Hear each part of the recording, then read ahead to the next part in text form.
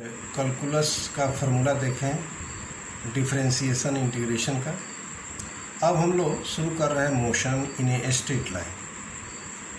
Class 11 physics. Motion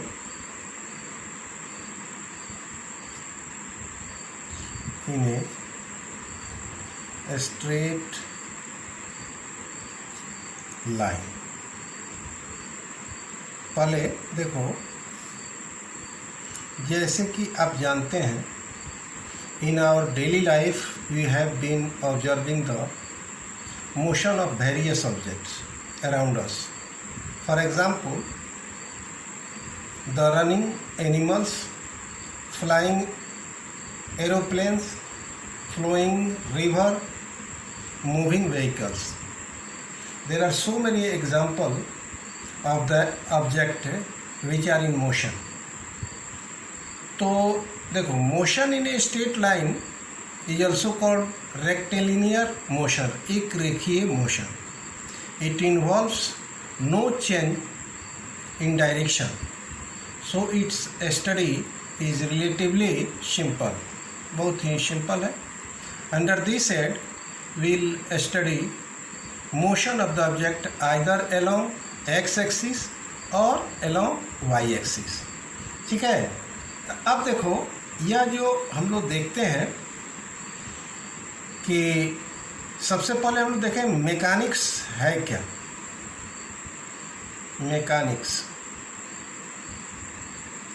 mechanics जो है,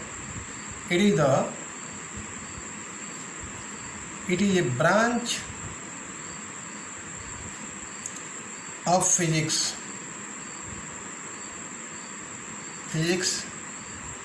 in which we study the motion of objects। ठीक है ना। अब देखो, मैकेनिक्स 3 प्रकार के होते हैं। There are 3 branches of mechanics.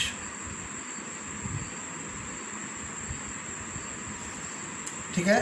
First में है स्टैटिक्स, सेकेंड में है kinematics,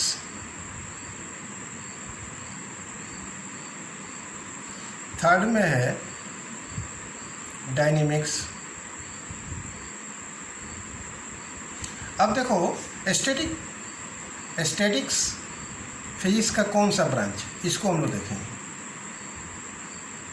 statics, it is the branch of mechanics in which we study the object at rest. जब ऑब्जेक्ट रेस्ट रहता है और उसको जिस ब्रांच ऑफ फिजिक्स में हम लोग स्टडी करते हैं, तो उसको हम लोग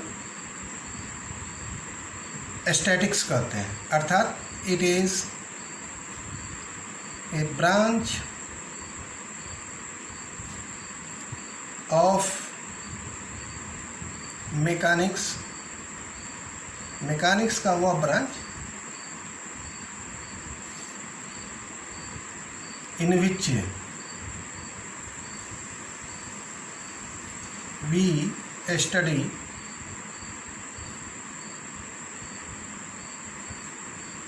the object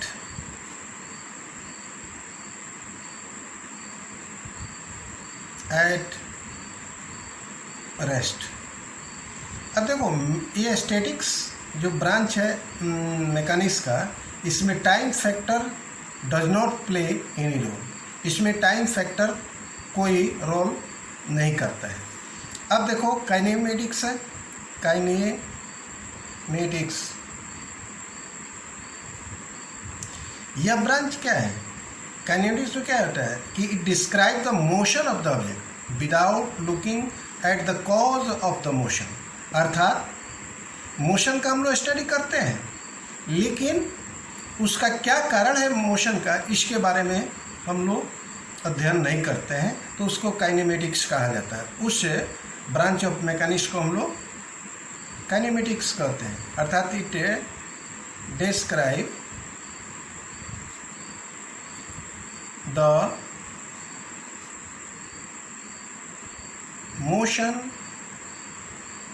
of objects without looking at the cause of the motion। ठीक है, इसमें जो है time factor plays an important role. Time factor इसमें काम करता है, आगे इसके बारे में हम लोग जानेंगे। अब थर्ड है डायनेमिक्स क्या है। डायनेमिक्स क्या है? It relates the motion of the object to the forces which causes them. आप जानते हो किसी बॉडी में जब रेस्ट में रहता है तो उस पर फोर्स लगाते हैं, अर्थात फोर्स उसके मोशन के कारण, मोशन का कारण फोर्स ही होता है, इसलिए इसको हम लोग कहेंगे इट रिलेट्स, या ऐसे कह सकते हो it is that branch of mechanics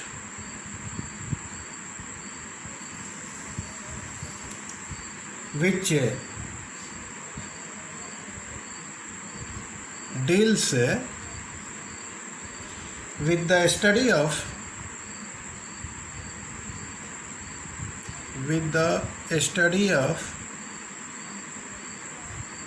motion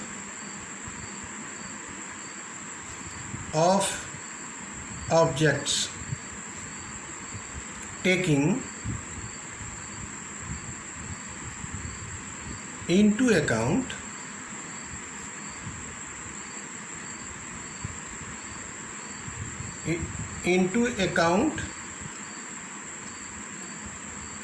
the factors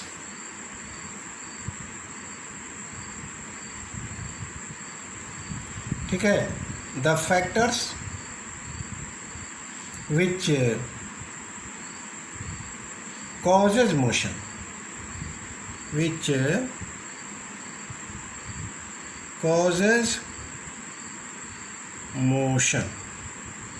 यह ब्रांच मैकेनिक्स का वह ब्रांच है जिसमें लोग मोशन के क्या कारण होगा इसके बारे में जानते हैं, तो उसको हम लोग डायनेमिक्स कहा जाता है। Dynamics meaning power. Since the force is the cause of motion, therefore dynamics is based on the concept of force. ठीक है, अब देखिए हम लोग देखते हैं रेस्ट क्या है। रेस्ट, जब किसी बॉडी का पोजीशन समय के साथ चेंज नहीं होता है, अर्थात an object is said to be at rest if it does not change its position with time with respect to its surrounding. जैसे एग्जाम्पल के तौर पर हम लोग कह सकते हैं a book lying on the table, a person sitting in a chair are the example of the rest. अर्थात an object is said to be at rest if it does not change its position with time,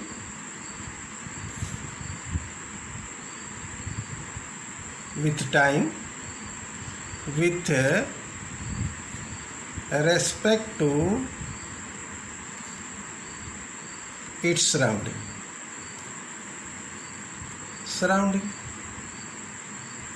ठीक है ना, इसके बहुत से example, जैसे हम खड़े हैं और टाइम गुजरते जा रहा है, तो आप खड़े हो तो इसका मतलब है you are in rest with respect to your surroundings. Example में आप लिख सकते हो ए बुक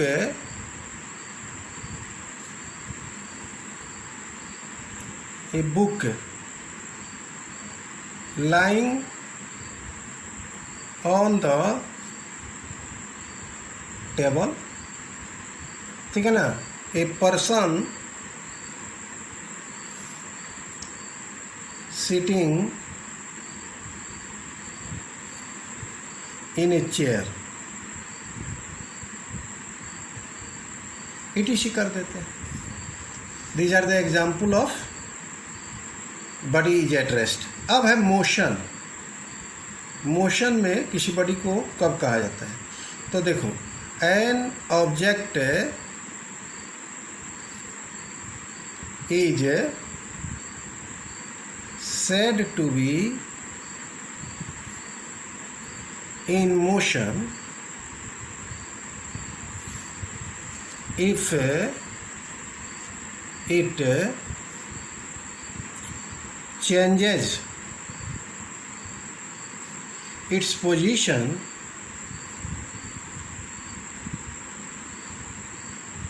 ठीक है with time,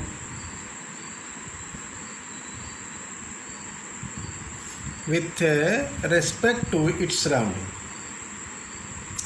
with respect to its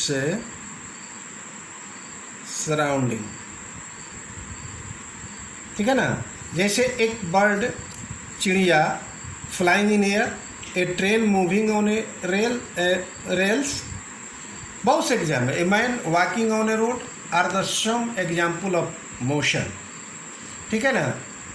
motion gas molecule का भी होता है, इसको आगे हम लोग जानेंगे. देखो, एक्चुअली रेस्ट और motion both are relative. It means an object in one situation can be at rest, but in other situation the same object can be in motion.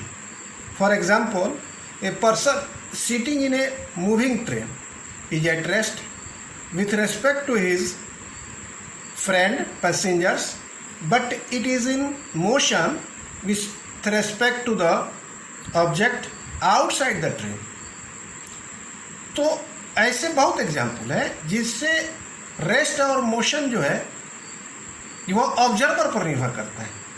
किसके रेस्पेक्ट में आप देखते हो उसके, या रेफरेंस आगे बताएंगे, किस फ्रेम ऑफ रेफरेंस के रेस्पेक्ट में तुम देखते हो कि बॉडी रेस्ट में है कि मोशन है.